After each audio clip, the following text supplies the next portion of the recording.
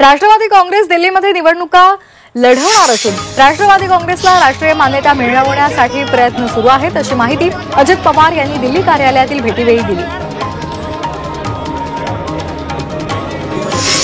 भावी उपमुख्यमंत्री गुलाबराव पाटील या आशयाचे बॅनर जळगाव ग्रामीण मध्ये लागलेले आहेत। धरणगावच्या कार्यकर्त्यांनी विजयाचे शुभेच्छा देणारे गुलाबराव पाटील यांचा भावी उपमुख्यमंत्री असा उल्लेख करणारे बॅनर्स लावले।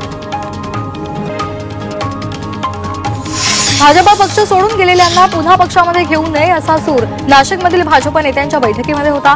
भाजप सोडून गेलेले आणि बंडखोरी केलेल्यांना पुन्हा भाजपमध्ये न घेण्यासंदर्भात बैठकीमध्ये चर्चा झाल्याचं आमदार देवयानी फरांदे यांनी म्हटलंय। शिवसेना उद्धव बाळासाहेब ठाकरे पक्षाचे माहीम दादरचे आमदार महेश सावंत यांना लीलावती रुग्णालयामध्ये दाखल करण्यात आलं। महेश सावंत यांच्यावर एंजिओप्लास्टी करण्यात आली। सध्या महेश सावंत यांची तब्येत स्थिर आहे।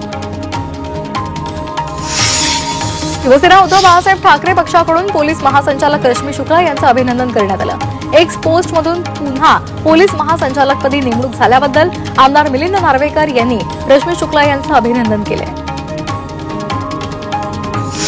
पुण्यामध्ये चंद्रकांत पाटील आणि रोहित पवार यांची भेट झाली आहे। महात्मा फुले वाड्यामध्ये कार्यक्रमाला असताना दोन्ही नेत्यांची भेट झाली। यावेळी दोन्ही नेत्यांनी हस्तांदोलन करत एकमेकांना शुभेच्छा दिल्या। यंदाच्या निवडणुकीमध्ये विषारी प्रचार करत एकेका मतदारसंघामध्ये 50 कोटी वाटल्याचा आरोप रवींद्र धंगेकरांनी केलाय। काँग्रेसच्या पराभूत उमेदवारांची बैठक पार पडली आणि त्यानंतर ते बोलत होते। यावेळी शासनाचा पैसा निवडणुकीमध्ये वापरण्याचा प्रयत्न झाल्याचंही धंगेकर म्हणाले।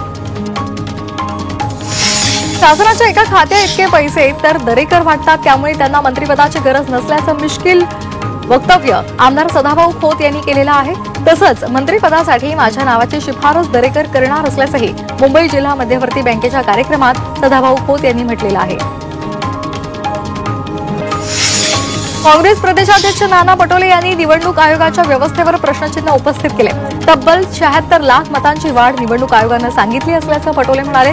निवडणूक आयोगाच्या अहवालाची आकडेवारी उशिरा आली तर वाढलेल्या मतदानाची माहिती निवडणूक आयोगानं देण्याची मागणी त्यांनी केलेली आहे।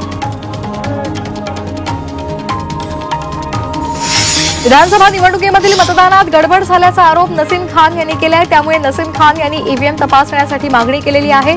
त्यांनी 5% व्हीव्हीपॅट तपासण्यासाठी पैसे भरले असल्याचंही सांगितलंय।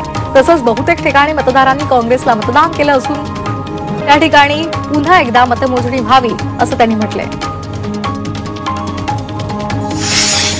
निकालानंतर ईव्हीएम संदर्भात विरोधकांकडून अनेक शंका उपस्थित केल्या जात आहेत। त्यामुळे भाजपचे नेते चंद्रकांत पाटलांनी विरोधकांना फटकारलंय।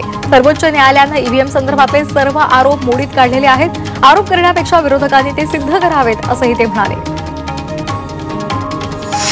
विरोधकांच्या ईव्हीएमच्या आरोपांवरून राधाकृष्ण विखे पाटलांनी निशाणा साधलाय। ईव्हीएमवर विश्वास नाही म्हणून लोकसभेच्या वेळी त्यांनी खासदारांनी राजीनामा देऊन टाकलेला हवा होता असंही त्यांनी म्हटलंय।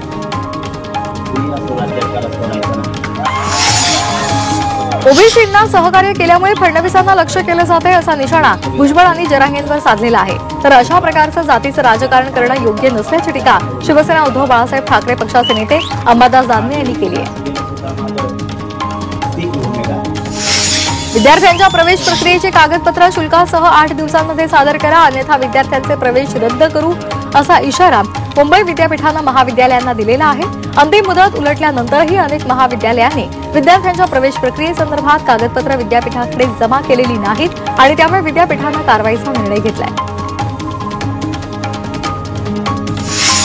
मुंबईमध्ये विना हेल्मेट दुचाकीस्वार आणि सहप्रवाशांवर कारवाई करण्यात आली आहे। 2 वर्षांमध्ये 107 कोटींचा दंड वसूल करण्यात आलाय। येणाऱ्या काळामध्ये विना हेल्मेट प्रवास करणारे दुचाकीस्वार आणि सहप्रवाशांविरोधातील कारवायांमध्ये आणखी वाढ होण्याची शक्यता आहे।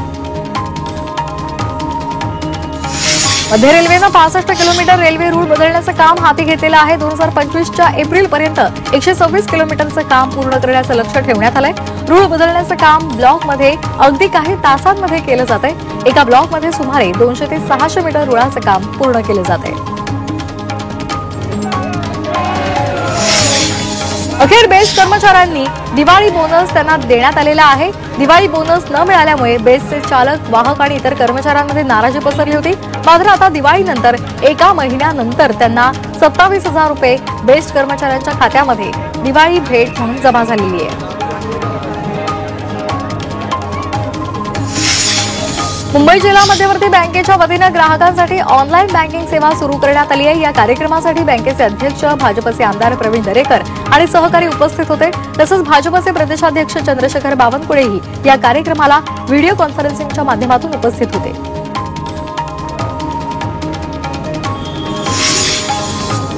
इंडी स्टुडिओ आता सरकारच्या गोरेगाव फिल्म सिटीच्या ताब्यात देण्यात आलेला आहे। राज्य सरकारचे सांस्कृतिक कार्य विभागाचे अपर मुख्य सचिव विकास खारगे यांनी इंडी स्टुडिओची पाहणी केली। दिवंगत कला दिग्दर्शक नितीन देसाई यांचा हा स्टुडिओ आहे। पुण्यामध्ये हेल्मेट सक्तीच्या नियमानुसार नागरिकांमध्ये संभ्रमावस्था असल्याचं पाहायला मिळते। पुणे शहरामध्ये गेल्या 2 दिवसांपासून दुचाकीस्वारांसह मागे बसणाऱ्या सहप्रवाशालाही हेल्मेट सक्ती केली जाणार असल्याच्या चर्चा सुरू आहेत। मात्र पुणे पोलिसांकडून अशा प्रकारचे कोणतेही आदेश काढण्यात आलेले नसल्याचं आमदार हेमंत रासने यांनी म्हटलंय। विधानसभा निवडणुकीमुळे लांबलेला ऊसाचा हंगाम सुरू झालाय। स्वाभिमानी शेतकरी संघटनेनं साखर कारखानदारांना 15 दिवसांचा अल्टिमेटम दिलेला आहे। गेल्या हंगामामधील प्रतिटन 200 रुपये आणि यंदाच्या हंगामामध्ये पहिली उचल 3700 रुपये जाहीर करावी, अन्यथा मोठं आंदोलन करू असा इशारा देण्यात आलाय। वाशिमच्या तामसाळा गावातील पाणीपुरवठा योजना बंद असल्यामुळे महिलांनी जिल्हा परिषदेबाहेरील आंदोलन केलेलं आहे।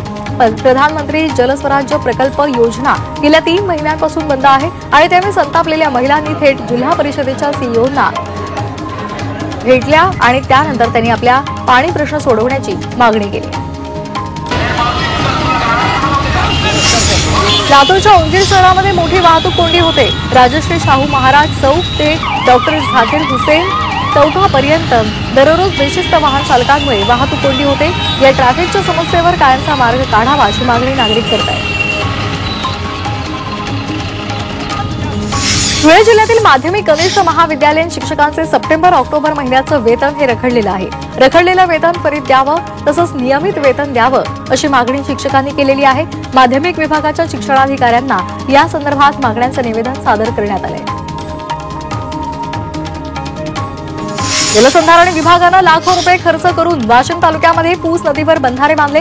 मात्र या बंधाऱ्यांमध्ये पाणी अडवताना योग्य खबरदारी न घेतल्यामुळे वाघजाळी परिसरामध्ये नदीपात्र आता कोरडं ठाक पडलेलं आहे आणि त्यामुळे या परिसरातील रब्बी पिकांच्या सिंचनाचा प्रश्न निर्माण झालाय।